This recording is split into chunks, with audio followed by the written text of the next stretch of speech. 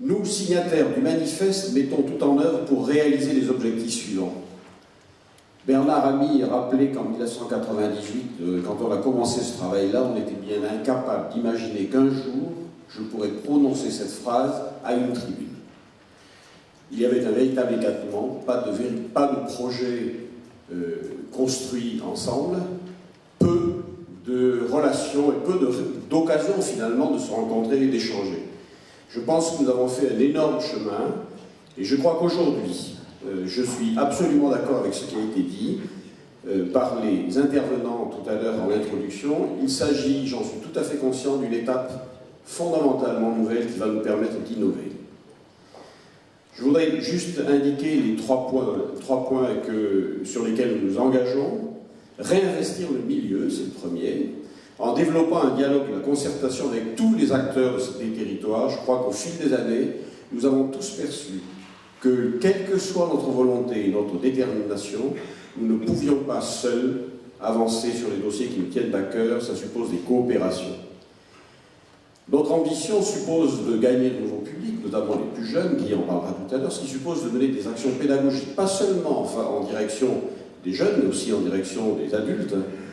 Pédagogique veut dire aussi instruire, faire découvrir et faire rêver. Enfin, nous sommes tout à fait conscients qu'il s'agit, si nous aimons ces milieux, d'utiliser des activités de montagne comme des leviers de développement économique local. Je suis frappé, personnellement originaire des Pyrénées, que les vallées, lorsqu'une vallée se vide, lorsque l'herbe commence à pousser et à devenir grande, nous avons de moins en moins envie d'aller dans des montagnes qui sont de moins en moins humaines.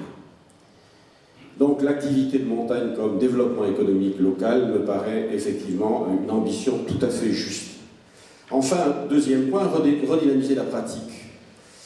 Nous avons l'ambition de mettre en place, en tout cas de contribuer à mettre en place un schéma directeur pour la formation, de travailler ensemble à la redéfinition de la mission des refuges, redonner une dimension sociale à l'offre proposée par les clubs, la structuration associative, soutenir, M. Fournier en parlait, la candidature de l'alpinisme auprès de l'UNESCO au titre du patrimoine culturel.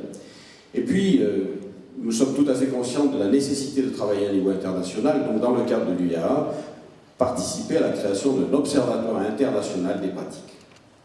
Le troisième point, il s'agit, qui est peut-être quelque chose qui a été jusqu'ici insuffisamment mis en avant, c'est-à-dire la défense du rôle social des pratiques de montagne et d'alpinisme. Les pratiques de montagne et d'alpinisme n'ont pas seulement un intérêt sportif, mais bien un rôle social à jouer. Il s'agit donc pour nous d'obtenir une meilleure reconnaissance institutionnelle des activités de moyenne et de haute montagne, dont une délégation à l'alpinisme peut être un des outils, s'assurer d'un fonctionnement régulier des structures institutionnelles dédiées, je pense au Conseil supérieur des sports de montagne. Enfin, améliorer la communication et la promotion. Souvent, nous mettons beaucoup d'énergie à promouvoir, en tout cas à essayer d'amener des gens en montagne, et peu d'énergie à communiquer sur ces actions. Enfin, une action qui nous paraît absolument nécessaire, si nous voulons anticiper sur les changements, comprendre ceux qui sont en train de se passer, cela suppose de développer des partenariats avec le monde universitaire pour des travaux de recherche sur les activités de montagne. Je vous remercie.